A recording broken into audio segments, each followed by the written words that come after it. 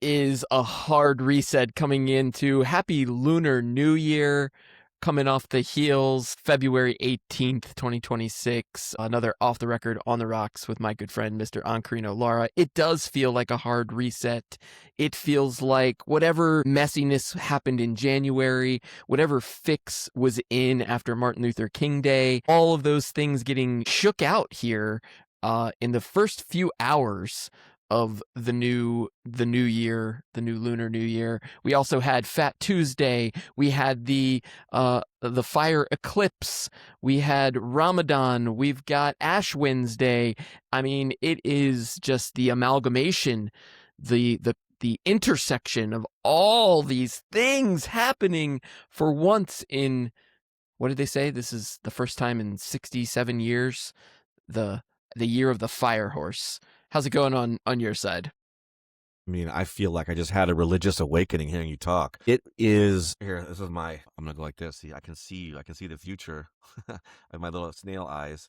I say, "Happy Year of the Horse. I'll get there eventually," says the snail. No, listen, we're coming out of the snake. The snake is the wood snake. It's about wisdom. It's about posture. It's about being clever in your development. But now the horse is the antithesis.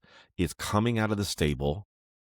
No, let's not say hashtag stable coins yet, but it's coming out of the stable and it is galloping, and fire, from everything that I've read that has to do with the different elements that the different animals can be, is about what grows from, the fire following, which is usually flowers first and then the regrowth and the emergence.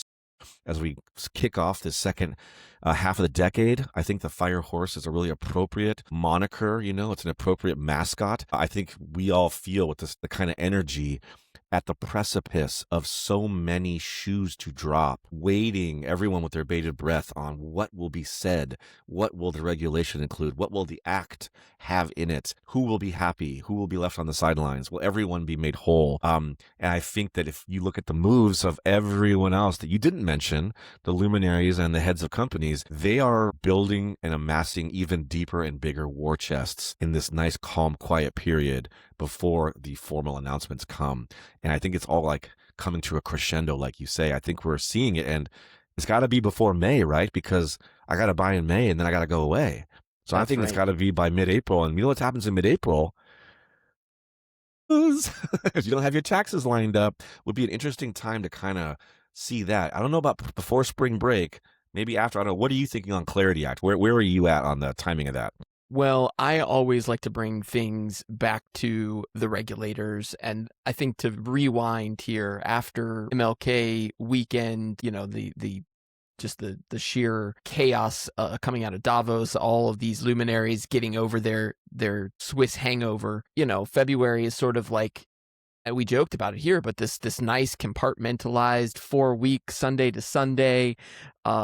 A lot can shake out, and we saw it happen that first week in February. But I go back to February 12th and the Commodity Future Trading Commission announcing the new Innovation Advisory Committee, and this like sort of joint effort from the SEC and Paul Atkins and the CFTC coming together, in early February to say we're going to work closer together than we ever have before. And we covered it here on the show. Paul Atkins taking to the airways the same day Larry Fink from BlackRock takes to the airways, the SEC, the biggest asset manager, talking about the need for this Clarity Act. And then here's the CFTC and the SEC saying we're going to work together. We're going to figure this out of where a public company becomes a public company versus a tokenized equity project with a decentralized, stablecoin infrastructure. But you look at this panel and you see Uniswap, you see Coinbase, you see Polymarket, you see Chris Dixon from A16Z Crypto, you see Brad Garlinghouse. Oh. You see Kalshi, you've got Nathan McCauley, CEO of Anchorage Digital, you've got Grayscale, Paradigm, DraftKings, Kraken, Blockchain.com, Robinhood, Gemini, Solana Labs. I mean, I am looking at this list of 35 folks who will now serve on this cutting edge innovation and, derivatives and commodities committee. And I say to myself that everything that's been frozen the last 2 weeks, and then all of a sudden you start to see Shakes, Warner Brothers pops its head back up. Oh, we're still trying to make a bid over here. You see the reemergence of the big negotiations. You see the nuclear Iran talks at the highest level of the U.S. government, negotiating some of them, literally the biggest deals monetarily, the biggest deals militarily, and financially. Here in America, we are waiting for the other shoe to drop in the coming weeks, in the coming months, to get this Clarity Act. Cynthia Loomis coming back up saying we must get it passed. It must get passed.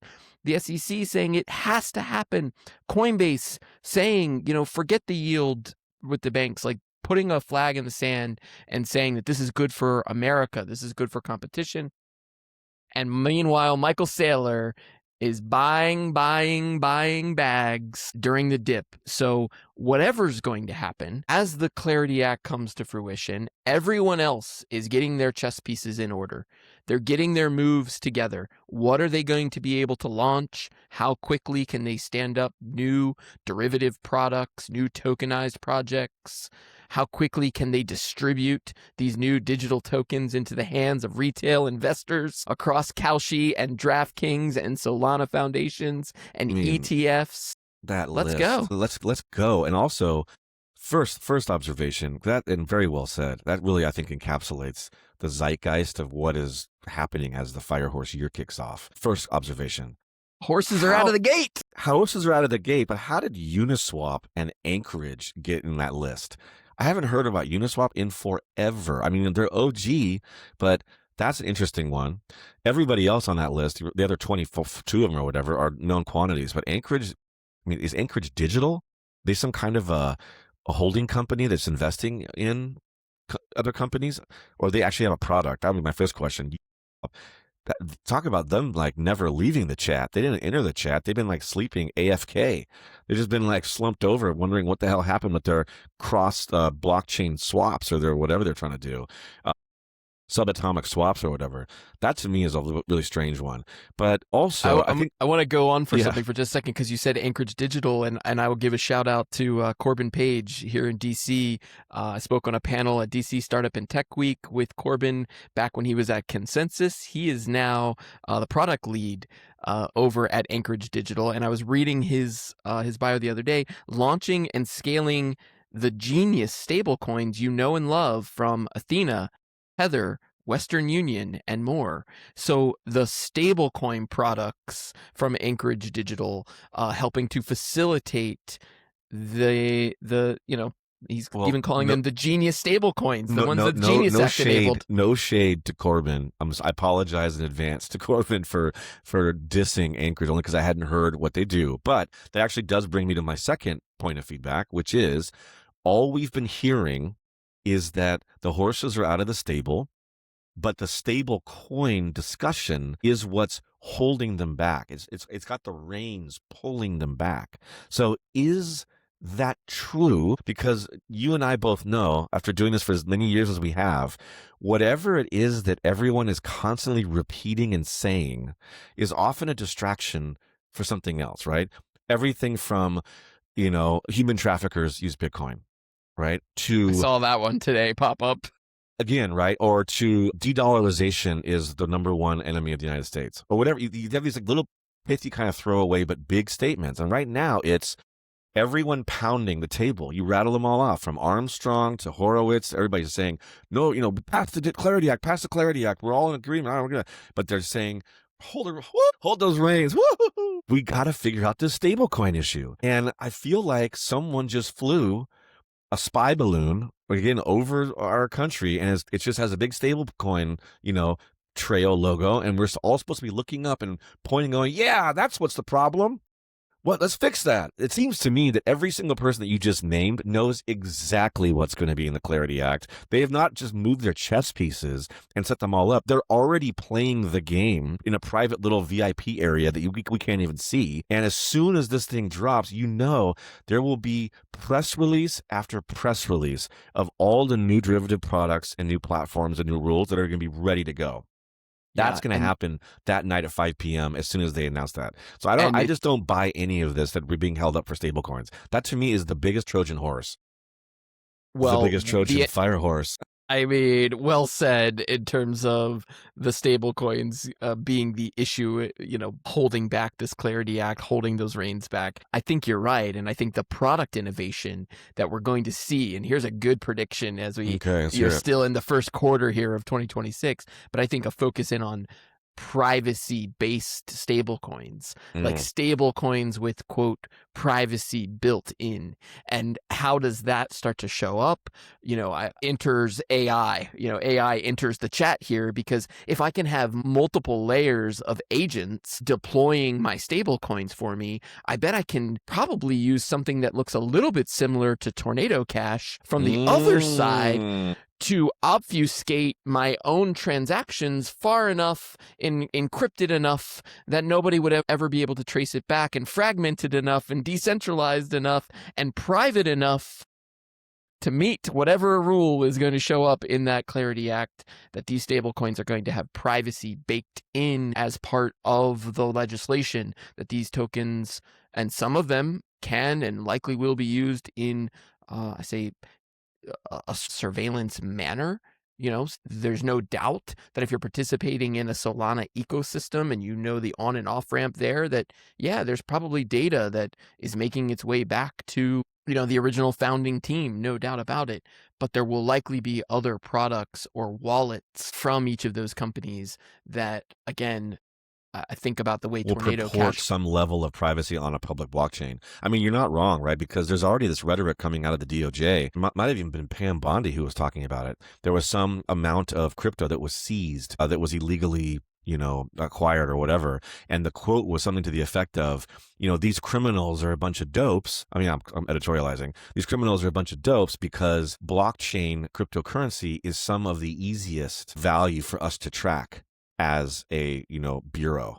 Effectively, it's kind of saying out loud like, oh well, yeah, well then when they move the Ethereum, then we were able to track to their whatever wallet, blah blah blah, and then go get those guys. Now we all know that's not necessarily true, but we also, what you're saying about Tornado is, and for our listeners, there are different services, Tornado Cash being one of the most popular ones, which was being used by lots of, or at least ostensibly, bad actors who were scamming people out of crypto. And then you effectively put it into a tornado. Imagine like a vortex blender where it mixes it up into all these little pieces and moves it around all these different wallets, so it effectively becomes untraceable. So to the extent that you're saying that people are going to come out, and of course they're going to come out talking privacy and security, but by the same out of the other side of their mouth, they're already working on ways to get around their own damn privacy and security so they can obfuscate this stuff too.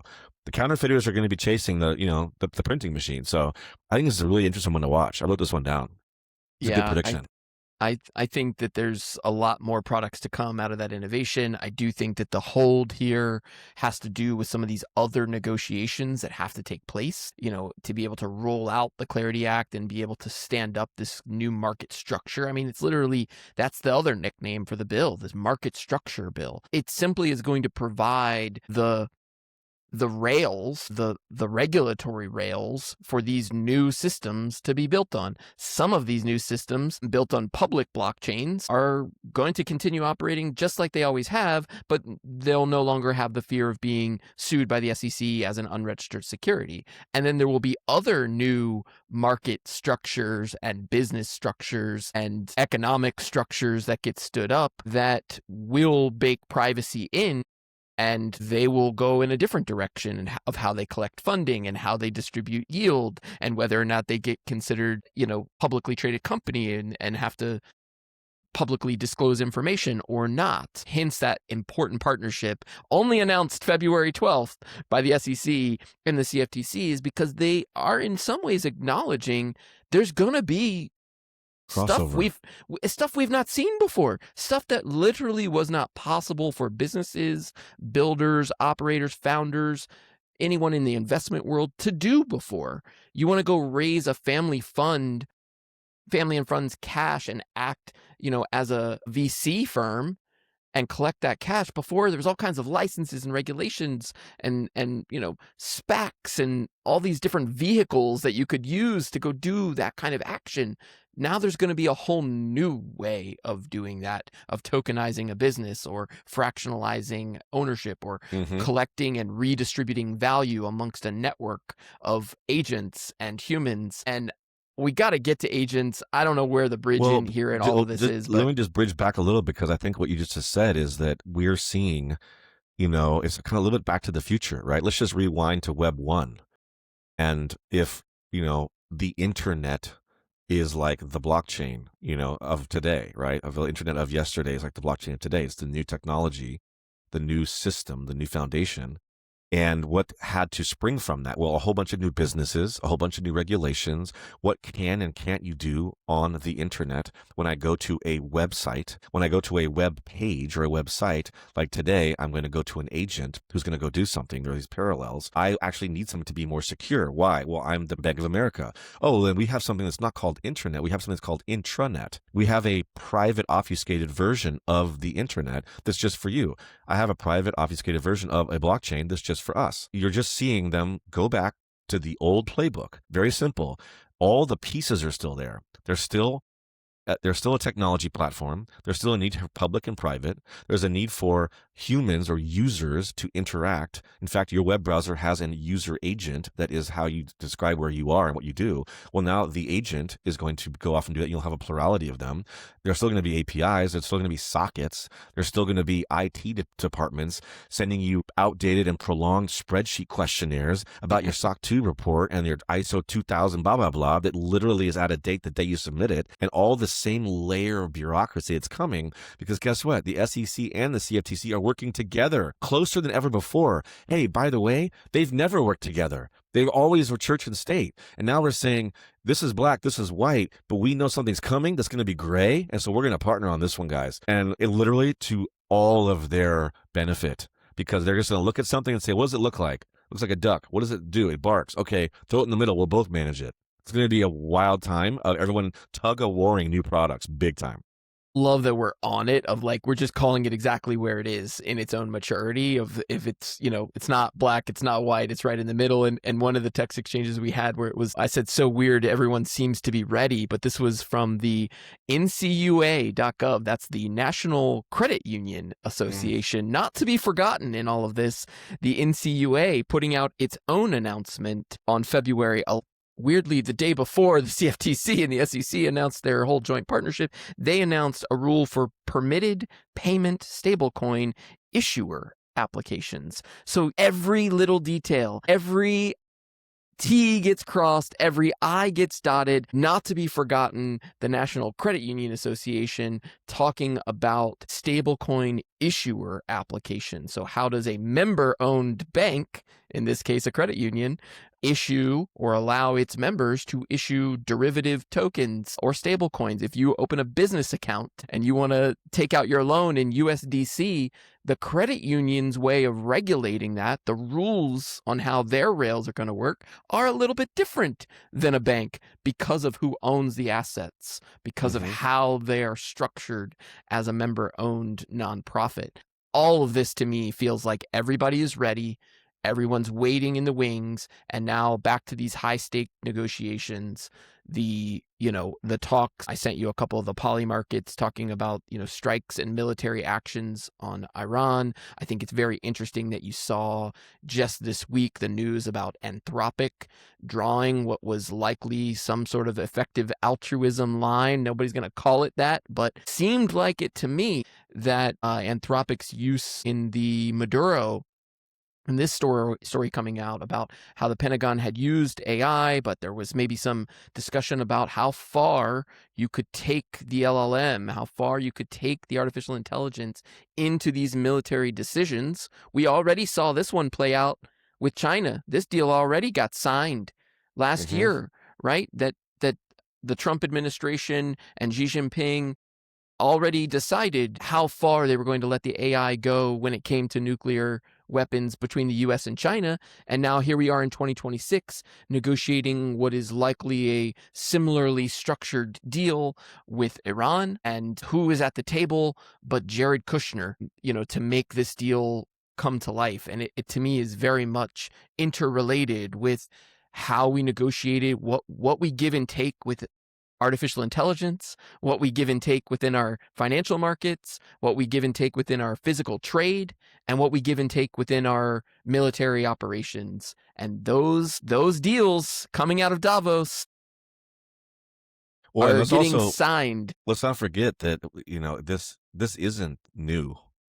Anthropic being entered with their name and brand in direct conflict with the DOJ over ceasing the use of the LLM in the Maduro sense, and what's going on in the wake of that is something that it's almost 2 years to the day. It was, I want to say, right around April 1st, 2nd, or 3rd of 2024 was when we covered that the Israeli military was using an AI called Lavender to target basically strikes into Palestine. And that was the original first use of AI. And it just was called Lavender. I forget exactly who was helping build it, but it had to have been one of the existing current AI companies, right? I mean, it's not like they just popped up out of nowhere and then disappeared. We should probably look out to see who created Lavender. But anyway, they were using it to use AI to analyze the collateral damage consequences of them targeting specific areas, and how under normal human surveillance to look at 1,000 targets and make quick decisions that, in the next 10 minutes about where we're going to send this bomb. Well, the Lavender does a really great job of saying, well, the militants are here, here, and here, and here's where the least number of civilians are, and go for it. That's something that this is still like the very beginnings, early stages of this, and it's already being done. I mean, you're talking like people assassinating other humans using AI. This is something that no one talks about because it's a really ugly thing to say, but it is legitimately happening. And if you look at every movie that we've ever seen, we talk about cinema and how entertainment is often a reflection of what it is that's going on in our world right now. Let's just rewind time to any movie you can think of where there's some kind of artificial intelligence involved, and every version that Hollywood produces is a version where it's trying to murder us. That's legitimately the storyline of basically almost every movie you could name in sci-fi that has some sentient thing involved. So are we just sort of fulfilling our own destiny as seen through the eyes of 1980s xenophobic movies? Maybe. It's a little crazy, but I mean, I would put my thumbs up or applaud to say that Anthropic is actually trying to maybe pull back the reins a little bit on this, and they're realizing what they're doing. As soon as that capability as soon as the United States military complex gets a taste of that AI, like a little hit of that crack cocaine in the 80s as well, they're going to be hooked for life. And then now we're going to have the DOJ as a bunch of murder junkies.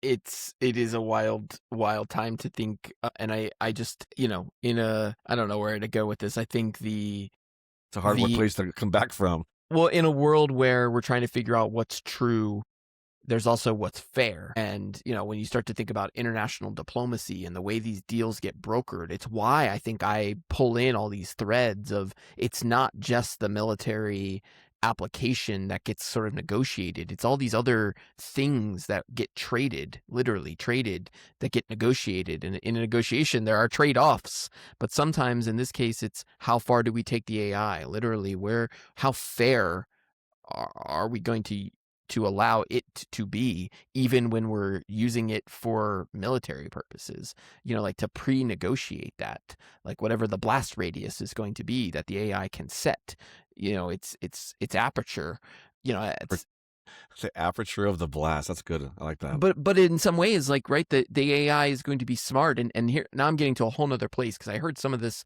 conversation on the morning news shows the past couple of days. I hadn't really thought about it in this way, but just right now is not a good time to be a SaaS company. And they were talking about the reason that the market is turning against all these software companies, all these point solutions, is because a single AI can plug into all those ports, all those APIs, and it can be anything, right? A ChatGPT can be a Photoshop designer, it can write articles, it can create images, it can create PowerPoints, it can write spreadsheets, do math. It's omni-channel, omnipresent in what it can do. But it was saying that what this is ultimately changing is that buyers, B2B buyers in this scenario, and I'll tie it back to government as well, but they're starting to think about buying and using AI and purchasing artificial intelligence to buy outcomes.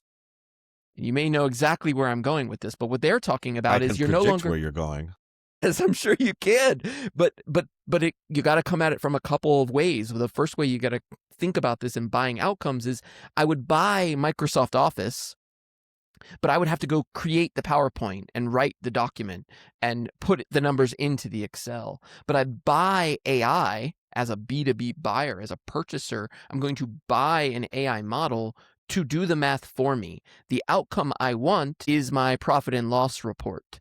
Every Friday, AI generate a profit and loss report for me every Friday. And now those agents can go and get the outcome that you want to happen at some cost.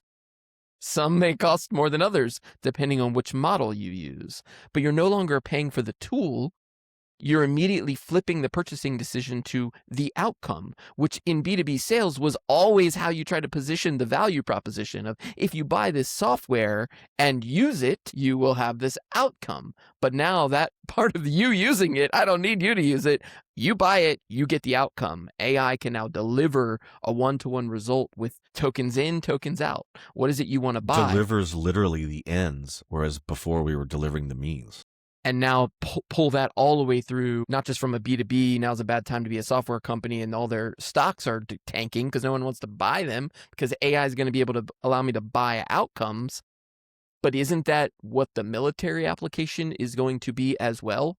There are just outcomes. There can be this messy middle and war and the ongoing military aggressions across the world, or there can just be outcomes that get negotiated, and the AI agents can just make those the outcomes. I think what you're saying is actually quite profound because it actually ceases to matter. The means cease to matter. The product is the ends. So if we all agree that this is the end game we'd like to get to with our current battlefield X, and everyone in the room agrees that we're going to get to this outcome, and it's going to include ugly numbers like how many military personnel will be killed, how many civilians might likely also be killed, how much money is going to move here or resource or whatever it is. Everyone says, okay, we all agree that we're okay with this outcome. Then AI goes and uses whatever tools it has at its disposal to deliver the ends.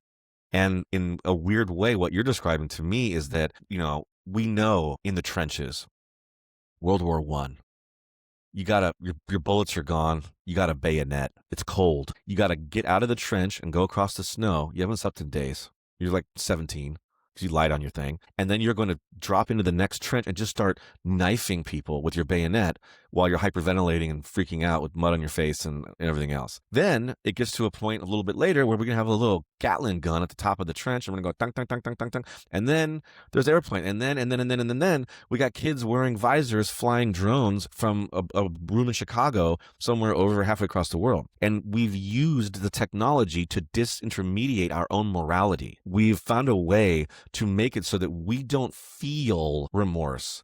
We don't feel any pain. And we will not stop until we get to our outcome.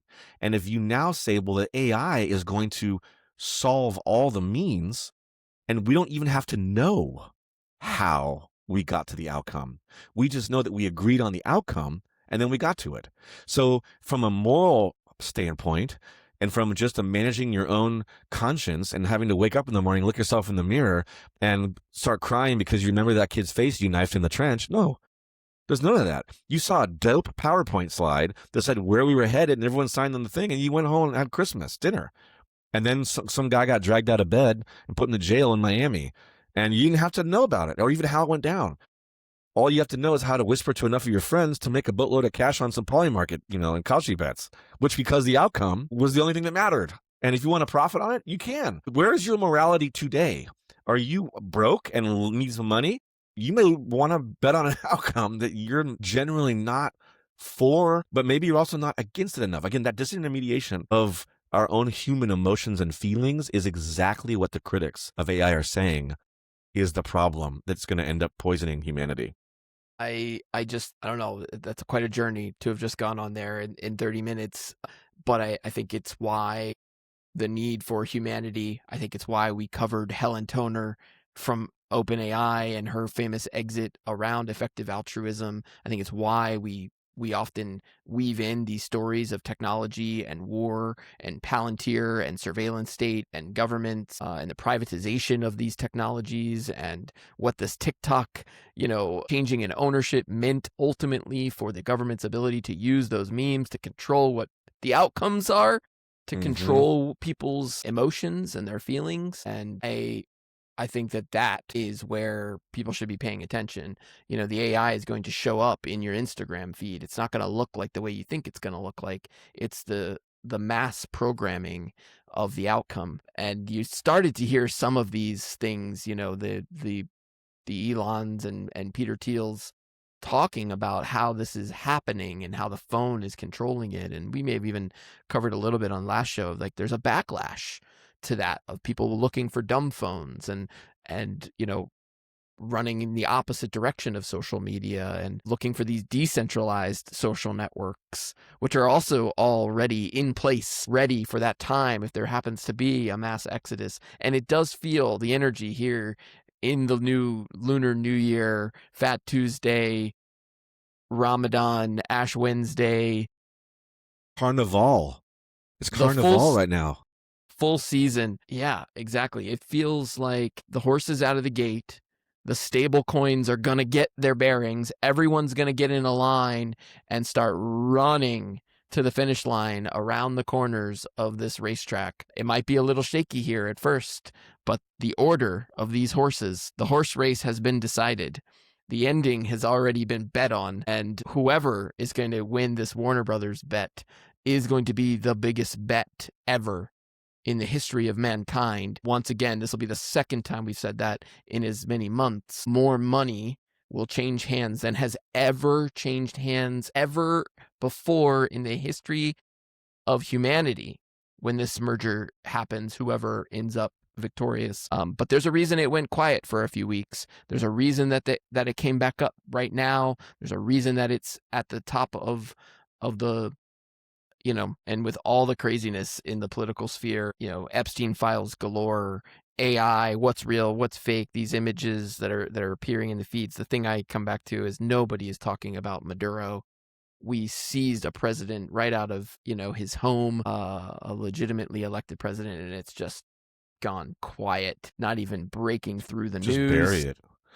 Nobody cares, seemingly. I think that's a great way to kind of sum it up. And, something that I'm looking for now as we kind of come through this is something I like to talk about a lot is this notion of the Internet of Behaviors. And I think the Internet of Behaviors, I'm realizing, while there is the technical application in how do you build products and services that are, we'd like to believe altruistic, that are benevolent, that are designed to improve humanity, understanding human behavior also comes with the science of trying to influence and manipulate human behavior. And there's going to, with this agentic landscape out in front of us, something I think I definitely didn't coin, but I've heard thrown around, that there's going to need to be a POH, right? Something as a layer, a proof of humanity that is implied, because we already know, we used to call them bots, but we already know that there are now agents, now they used to be called bots, now they're agents, who run the current internet, who comment and who make after-hours bids on stocks and bonds through black box algorithms. The agents have always been there. They've really been there since the invention of the internet. It's just that now we put them in a suit with a black tie and cool sunglasses, and they're called Agent Smith. And yeah, they just keep pouring out of the doorway, and they're going to go get the job done. They're going to go ensure the outcome. And as they say, and they're off. And the horses are rounding around. Oh, the outcome. What a surprise. The United States by a nose. That's where we're headed. I think you nailed it. It's a fun one here in February. No doubt the next couple of weeks we'll start to get more of this SEC news. I know ETHDenver coming up. Oftentimes you get a lot more Denver. That's a funny but you get a one, lot of policy folks who are in on these stable coins. All those names that I rattled off who are on this joint innovation committee, they will all have representatives at that event. In the following weeks, you've got a global blockchain summit here in Washington, D.C., the second week in March, the Global Blockchain Association. You've got ETHDC. There's a series of other policy events popping up. I'm going to be doing some interviews with founders building at blockchain with blockchain and AI at PubKey in Washington, D.C. During that week. So that PubKey is sort of emerging as this Bitcoin haven here in the nation's capital, and going to be doing some podcast style video interviews with founders building cool stuff who understand this policy, who know what game we're playing, who know what the rules are, who the players are, and what it's all going to mean for their businesses and for you and I as consumers. We'll have to do it again. Any final thoughts? I got one more for you, actually. I got one more. I want to hear it because all I'm thinking about is just saddling up and, hitting the trail. It's a trot for me. It sounds like you're galloping, but yeah. If I have homework for you to start galloping in, we didn't talk about Claudebot.